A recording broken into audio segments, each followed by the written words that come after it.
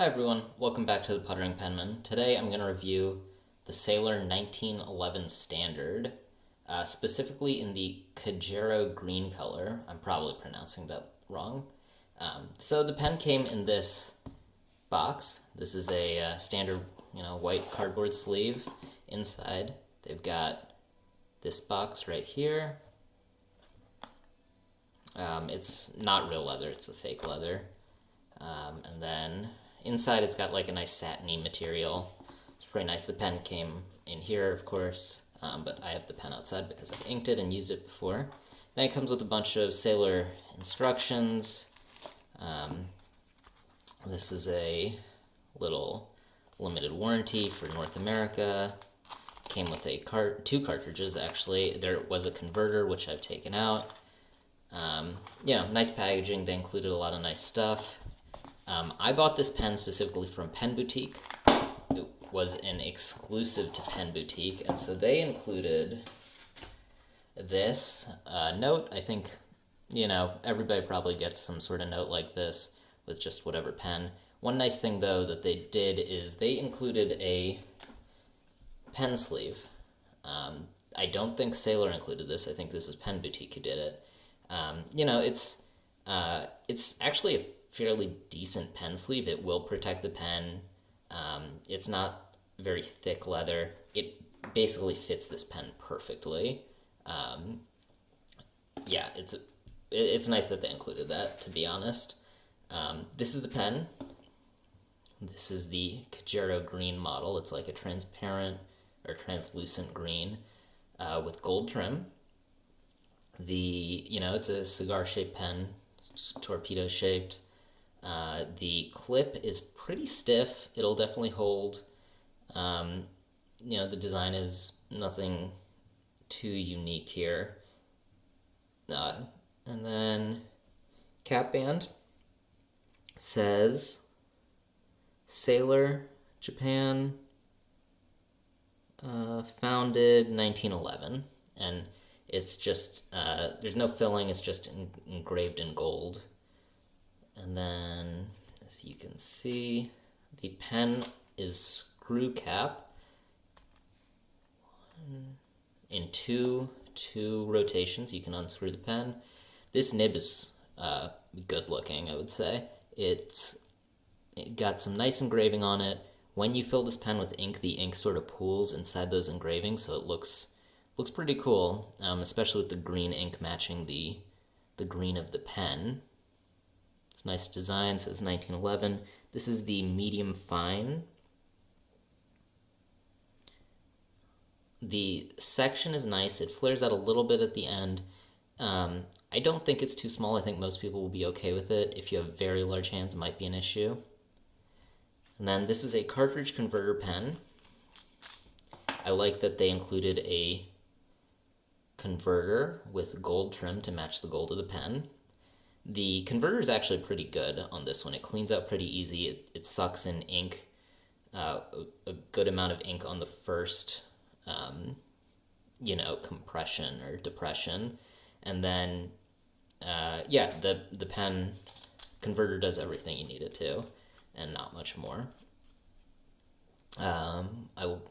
The pen, it does post. I will just say that. Post securely. I vary between using this pen posted and unposted. It's a pretty light pen, and the cap is pretty light too, so it doesn't matter. You'll probably be okay either way. Closed, the pen measures 135 millimeters. The grip section is 10 millimeters. The pen total weighs 17 grams with the cap. And the pen with the converter holds about 0.7 milliliters of ink. With the cartridge, it's about 1 milliliter of ink, probably more like 0.9.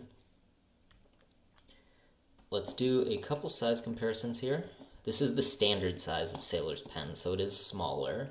If you wanted a larger Sailor pen, you could go for the 1911 large, or the King of Pen, which is even larger. That's sort of an oversized pen.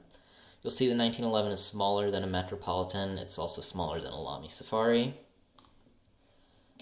And let's do a couple of other pens just to make it more interesting. Here's a Pelican M800, which is a larger pen.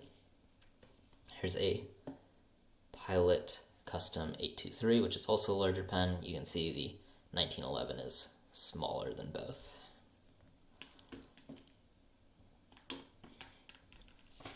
I'll do a quick writing sample for you.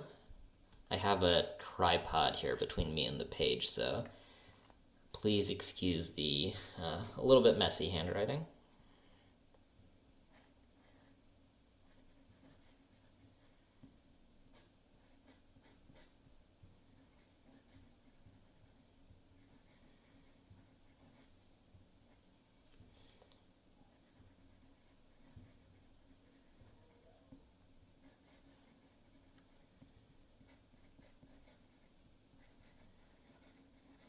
This is a 14 karat gold nib before. I didn't mention that before, so it is 14 karat gold. The ink today, J. Urban.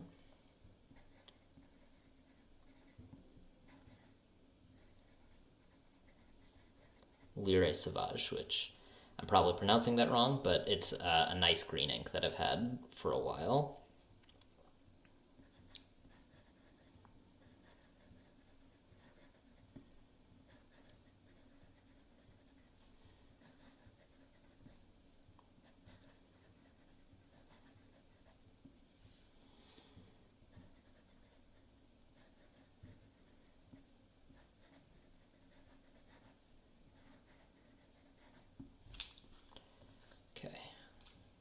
So this pen writes, I would say it writes nicely. It does have some feedback to it. It's consistent feedback, so it's not unpleasant. It's not like when you have a nib that's trying to be smooth, but then the tines are misaligned, something like that, and it's scratchy. This pen is clearly meant to have a little bit of feedback.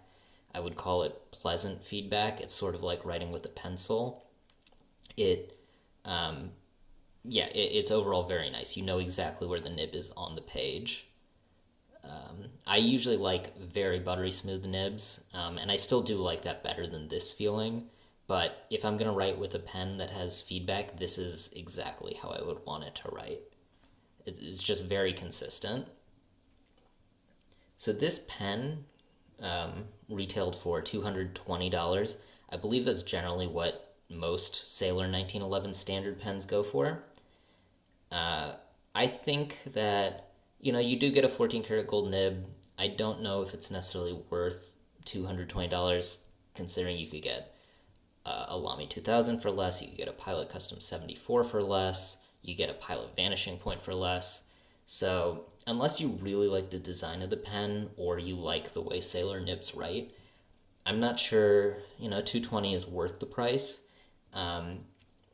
And it also depends on how large of a pen you want. This pen's a little small for my liking. A Sailor 1911 large probably would have been better. That pen also costs more. I think it's over $300. So, overall, a very good pen, a high quality pen. Kind of, the price is a little expensive though. So, obviously you'll have to make the call of whether you like it or not. I hope this video is helpful for you to make that decision. Please leave in the comments any questions you might have. I'll do my best to get back to you with the answer. I have other pen videos coming out, some pen reviews and some comparisons. So if that interests you, please subscribe to this channel, and I will see you next time. Bye.